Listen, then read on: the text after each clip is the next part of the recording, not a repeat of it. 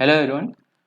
आज हम लोग बात करेंगे कि इंडिया का जो ऑटोमोबाइल सेक्टर है वो कैसे वर्ल्ड का थर्ड लार्जेस्ट ऑटोमोबाइल सेक्टर बन चुका है। उसके पीछे के कौन से फैक्टर हैं जो इस मार्केट को सपोर्ट करते हैं, कौन सी गवर्नमेंट पॉलिसीज रही हैं जो इसको सपोर्ट की हैं, and then we are going to see what are the challenges face by this sector. Okay, और ये इम्पोर्टेंट इसलिए है क्योंकि इसका रिसेंटली जो इकोनॉमिक सर्वे आया है 2020-23 का, उसमें इसका मेंशन था चैप्टर 9 में, राइट। तो चलो डिस्कशन स्टार्ट करते हैं। तो एक्चुअली ऑटोमोबाइल जो सेक्टर है वो की ड्राइवर है इंडियन इकोनॉमिक ग्रोथ का। उसके पीछे रीजंस क्या हैं? उसके पीछे रीजंस ये हैं कि पहले तो इसका कंट्रीब्यूशन टू ओवरऑल जीडीपी वो 7.1% है। एक सेक्टर का 7.1% कंट्रीब्यूशन एक अच्छा कंट्रीब्यूशन माना जाता है। और 49% जो है ये मैन्युफैक्चरिंग जीडीपी के अंदर है। यू कैन से द 50% जो मैन्युफैक्चरिंग से हमारा जो भी जीडीपी में कंट्रीब्यूशन होता है उसका 50% हमें सिर्फ ऑटोमोबाइल सेक्टर से आता है, ठीक है। और ये एम्प्लॉयमेंट कितने लोगों को प्रोवाइड करता है? तो 3.7 करोड़ लोगों को ये एम्प्लॉयमेंट प्रोवाइड करता है बाय डायरेक्टली और इनडायरेक्टली, ठीक है। और एक्चुअली दिसंबर 2022 में ही इंडिया बन गया था थर्ड लार्जेस्ट ऑटोमोबाइल सेक्टर, ठीक है, by surpassing Japan and Germany in terms of the sales, right.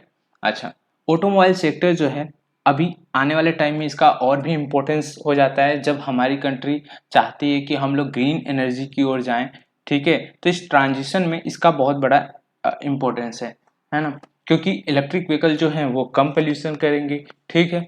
अच्छा, तो इसमें है क्या कि इसमें क्या हमारी फ्यूचर प्रोबेबिलिटी है या एक्सपेक्टेशन है कि ये जो मार्केट है ईवी इंडस्ट्री या इलेक्ट्रिक व्हीकल वो 5 करोड़ डायरेक्ट और इनडायरेक्ट जॉब प्रोवाइड करेंगी बाय 2030।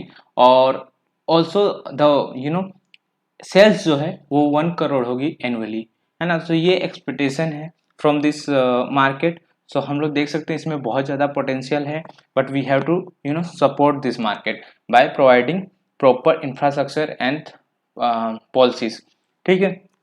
अच्छा, नेक्स्ट बात करें कि कौन से फैक्टर हैं जो इस ऑटोमोबाइल सेक्टर को सपोर्ट करते हैं। तो फर्स्ट है rising income of the countries population. तो जैसे हमारी इकोनॉमी ग्रो की है पास्ट 2 डेकेड में, उसके वजह से हुआ क्या है, लोगों को जॉब मिली है। जॉब मिलने की वजह से क्या हुआ है, लोगों को इनकम इंक्रीज हुई है। इनकम इंक्रीज होने की वजह से they can afford the vehicle, right.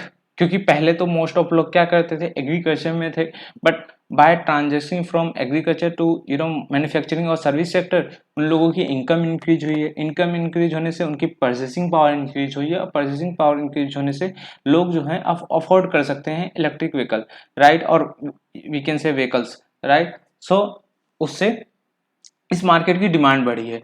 अब बात करें अगर, तो एक्चुअली पर्सनल जो मोबिलिटी की डिमांड है ना, उसके पीछे रीजन ये है कि हम चाहते हैं कि हमें आराम से हम जब चाहें तब वहां पहुंच जाएं। उसके लिए लोग पब्लिक ट्रांसपोर्ट का कम यूज करते हैं, बिकॉज पब्लिक ट्रांसपोर्ट का वो फ्लेक्सिबल नहीं रहेंगे। पब्लिक ट्रांसपोर्ट अपने टाइम से चलेंगे, ठीक है, मेट्रो अपने टाइम से चलेगी, रेलवे अपने टाइम से चलेगी, और बसेस भी। बट पीपल वांट्स देयर कि हम आराम से आए जाएं। एक वो भी रीजन है जिसकी वजह से पर्सनल मोबिलिटी और पर्सनल व्हीकल्स की यू नो डिमांड बढ़ी, और जिसकी वजह से ये जो चीजें हैं, है ना, rising income in India have leads to increase the purchasing power and higher demand for the personal mobility, right, and that actually contribute growth of the automobile market in India. Okay, अच्छा, अब हम लोग बात करते हैं government की कौन कौन सी पॉलिसीज हैं जो इसके ग्रोथ में हेल्प करती हैं। तो फर्स्ट है मेक इन इंडिया, ठीक है, जो 2014 में लॉन्च की गई थी। उसका मेन पर्पस यही था कि जो भी आप डोमेस्टिक मैन्युफैक्चरिंग को इंक्रीज करना, राइट। उससे क्या होता था, इन्वेस्टमेंट इंडिया में होगी, इंडिया में मैन्युफैक्चर होगा, इंडिया में लोगों को जॉब मिलेगी, ठीक है। And this policy has significant impact on the actually on automobile sector, ठीक है, क्योंकि उससे हुआ क्या, फॉरेन जो ऑटो मेकर्स हैं उन्होंने यहाँ पे अपनी मैन्युफैक्चरिंग फैसिलिटी सेटअप किया, ठीक है, और उससे कंट्री में इन्वेस्टमेंट आई, है ना, जॉब क्रिएट हुई, राइट। अच्छा, नेक्स्ट जो पॉलिसी है वो है जीएसटी। तो जीएसटी ने क्या किया, तो जीएसटी ने जो बिजनेस करना है ना वो इजी कर लिया, है ना। तो the policy has simplified the tax structure for this sector, है ना, और कॉस्ट कम कर दिया, एफिशिएंसी इंक्रीज कर दी, बिकॉज लॉट ऑफ चीजें जो हैं वो ऑनलाइन हो गई। तो that is one positive impact from the GST. अच्छा, नेक्स्ट जो है वो अभी fame faster adoption and manufacturing of hybrid और इलेक्ट्रिक व्हीकल, ये 2015 में लॉन्च हुई थी। इस पॉलिसी का एम है to promote electric vehicle and hybrid vehicle in the country. ठीक है, तो एक्चुअली हम लोग देखते हैं ये जो फेम है इसका क्या कंट्रीब्यूशन है। एक्चुअली ये कंजम्पशन जो है ये इंक्रीज करती है। तो वो कैसे, तो एक्चुअली इसमें जो बजट एलोकेट हुआ था इस फेज 1 में, है ना, इस स्कीम के, वो हुआ था 895 करोड़। ठीक है, 895 करोड़। उसमें जो सपोर्ट किया गया था 2.8 लाख हाइब्रिड और ईवी इलेक्ट्रिक व्हीकल को, है ना। Deployed 425 E buses across the cities. ठीक है, इतना चार्जिंग स्टेशन सेक्शन हुए, ठीक है, इंस्टॉल किए गए charging station. So this are done in this years, right. अच्छा, नेक्स्ट जो अभी 2019 और 24 जो फेज 2 है, इसमें भी हमारा जो बजट है वो देखो कितना इंक्रीज कर दिया गया है। ठीक है, टू इंक्रीज द डिमांड। और जो एक्चुअली देखो जो चार्जिंग स्टेशन बनाए जाएंगे, है ना, एक्सप्रेस वे पे और जगह जगह पे, उससे क्या होगा, लोगों को इजीनेस होगी कि फिर they will buy things. So government क्या कर रही है, गवर्नमेंट प्लेटफॉर्म प्रोवाइड कर रही है चार्जिंग स्टेशन के थ्रू। ठीक है, बसेस दे रही है। तो क्या होगा, फिर लोगों को भी, हाँ, लेस उनको भी मतलब प्रोत्साहन मिलेगा। ओके, हम बाय कर सकते हैं क्योंकि जो जरूरत की चीजें वो अभी अवेलेबल हैं। ठीक है। अच्छा, नेक्स्ट अगर बात करें तो वो तो पहला था कि उस स्कीम के थ्रू गवर्नमेंट क्या कर रही थी, कंजम्पशन बढ़ाने की कोशिश कर रही थी कि लोग क्या है, कंज्यूम करें, ये ईवी व्हीकल बाय करें। ठीक है, इलेक्ट्रिक व्हीकल बाय करें, राइट। अब यहाँ पे देखो प्रोडक्शन लिंक इंसेंटिव क्या करता है, ये जो है सप्लाई को सपोर्ट करता है। लाइक यहाँ पे क्या करता है कि ये इंसेंटिव, जब पीएलआई आप स्कीम जानते हो, क्योंकि ये क्या करती है, ये किसी भी मैन्युफैक्चरिंग, एक्चुअली किसी भी नहीं, 24 सेक्टर्स में, मतलब वहाँ पे अगर मैन्युफैक्चरिंग आप अधिक करते हो तो वहाँ पे गवर्नमेंट आपको इंसेंटिव देती है। ठीक है, तो इसके अंदर भी जो एडवांस केमिस्ट्री सेल्स हैं, ठीक है, ये सेल्स जो हैं ईवी इसमें यूज होते हैं। ठीक है, तो अगर इसका प्रोडक्शन अधिक होगा, इसकी प्राइजेस कम होंगी, तो ये ईवी का एडॉप्शन को इंक्रीज करेगा, राइट। ठीक है, सिमिलरली इसमें देखो, इसमें बजट कितना है, तो 18,000 करोड़ का है। ठीक है, सिमिलरली अभी ऑटो और ऑटो कंपोनेंट में भी इनका सपोर्ट है। ठीक है, तो ये सारी चीजें क्या प्रोवाइड करेंगी, ये सारी चीजें सप्लाई जो इश्यूज हैं उनको रिजोल्व करेंगे। ठीक है, ये इंसेंटिव यहाँ पे प्रोवाइड किया जा रहा है जिससे सप्लाई इंक्रीज हो सके। ठीक है।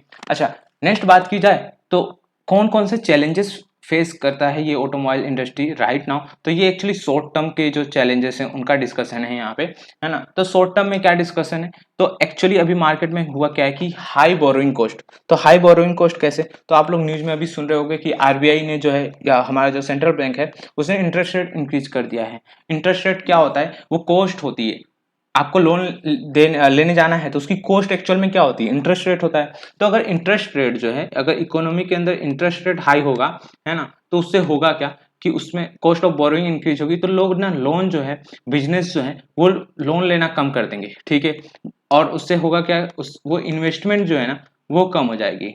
ठीक है, इन्वेस्टमेंट लो हो जाएगी, और इन्वेस्टमेंट लो होगी तो क्या होगा, बिजनेसेस मतलब कम इन्वेस्ट करेंगे तो कम लोगों को एम्प्लॉयमेंट मिलेगी। ठीक है, प्रोडक्शन कम होंगे। सो एक इशू तो ये है कि हाई कॉस्ट बोरोइंग अभी शॉर्ट टर्म में वो इंक्रीज हो गई है ना, लास्ट 1 ईयर से। तो ये जो है इकोनॉमी को नेगेटिव इम्पैक्ट करेगा और इस सेक्टर को भी नेगेटिव इम्पैक्ट करेगा।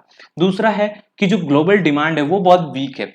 उस सेम रीजन, यहाँ पे कौन से रीजन है, तो कोविड-19 पैंडेमिक, जियो पॉलिटिकल रिस्क जो है ना, ट्रेड टेंशन जो चल रहे हैं। ठीक है, सो राइट नाउ आप न्यूज सुन ही रहे हो, है ना, कि यूक्रेन वॉर, ठीक है, और अलग अलग जो जियो पॉलिटिकल टेंशन चल रहे हैं, ट्रेड में इशूज सभी कंट्रीज के साथ चल रहे हैं लोगों के।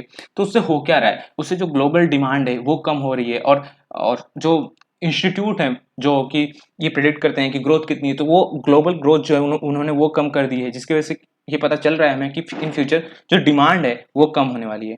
ठीक है, तो this are the two short term reasons हैं जो ये हमारी इंडस्ट्री को नेगेटिव इम्पैक्ट करेंगे। But what are the long terms, तो वो है स्ट्रक्चरल इशू, जो कि ये है कि देखो, एक्चुअली इंडिया के अंदर अगर आपको व्हीकल चलाना है तो आपके पास ये मैंडेटरी है कि थर्ड पार्टी इंश्योरेंस होना चाहिए। ठीक है, अब ये थर्ड पार्टी इंश्योरेंस जो है वो क्या करता है, एक्चुअली ये थर्ड पार्टी इंश्योरेंस अगर होता क्या है, तो अगर आप अगर व्हीकल चला रहे हो और उससे किसी को डैमेज होता है, तो दूसरे पर्सन को ना वो इंश्योरेंस के थ्रू उसको कंपनसेट किया जाता है, ठीक है। तो ये होता है थर्ड पार्टी इंश्योरेंस, और ये सभी के पास होना ही चाहिए। तो उसकी वजह से होता क्या है, ये थर्ड पार्टी इंश्योरेंस की वजह से जो कॉस्ट है ना वो इंक्रीज हो जाती है, ठीक है। टोटल अगर कोई कोई व्हीकल बाय करने जा रहा है तो उसको इंश्योरेंस भी बाय करना ही पड़ेगा, जिसकी वजह से जो कॉस्ट है वो बढ़ गई, और कॉस्ट बढ़ने की वजह से एक्चुअली आपको कॉस्ट बढ़ना, दैट मीन्स किसी भी चीज़ की प्राइस बढ़ना, उसकी फिर डिमांड तो कम होगी। लेकिन ये भी जरूरी है, क्यों जरूरी है insurance, because for road safety, है ना। तो इसके लिए इन्होंने तो इंश्योरेंस तो ला दिया, और इंश्योरेंस में इन्होंने लॉन्ग टर्म इंश्योरेंस लाया, लाइक आपको 3 ईयर का या 5 ईयर का बाय करना पड़ेगा। तो उससे होता है क्या कि कॉस्ट इंक्रीज हो गई है बाय 10 to 11%, और वो लीड करती है ना लो डिमांड इन द इकोनॉमी। सो वो एक इशू है, ठीक है, जो कि अभी रिजोल्व नहीं हुआ है ना। तो देयर फॉर टू व्हीलर जो सेगमेंट है is most affected and witnesses lowest sales in the last 10 year because of this you know अच्छा, अब ये देखो, ये पूरी समरी है यहाँ पे कि हम लोग ने क्या डिस्कशन किया। तो एक्चुअली ऑटोमोबाइल सेक्टर का क्या यू नो मतलब वो है क्या कंट्रीब्यूशन है इकोनॉमी के अंदर। तो कितना कंट्रीब्यूशन है, 7.1%। मैन्युफैक्चरिंग के अंदर कितना कंट्रीब्यूशन है, एम्प्लॉयमेंट, राइट। सो ये हम डिस्कस कर चुके हैं। यहाँ पे जो चैलेंजेस मैंने डिस्कस किए वो सारे यहाँ पे शॉर्ट में लिखे हुए हैं कि हाई कॉस्ट बोरोइंग है, लो डिमांड है मार्केट के अंदर, ठीक है, ग्लोबल डिमांड लो है, एंड देन जो कॉस्ट बढ़ जाता है because of this third party insurance, है ना। इसकी वजह से कॉस्ट जो है वो बढ़ जाती है 10 to 11%। एंड देन कौन कौन सी पॉलिसीज हैं जो सपोर्ट करती हैं, कौन कौन से रीजन हैं जो सपोर्ट करते हैं। सो राइजिंग इनकम इन इंडिया, ठीक है, परचेसिंग पावर इंक्रीज हो रही है, ठीक है, गवर्नमेंट पॉलिसी जो make in India, GST and the FAME. So ऐसी जो पॉलिसीज है वो सपोर्ट कर रही हैं। फिर प्रोडक्शन लिंक इंसेंटिव, ठीक है। तो ये जो पॉलिसीज हैं वो सपोर्ट करती हैं इस मार्केट को। But so this is whole summary of this lecture, है ना। I hope you like it.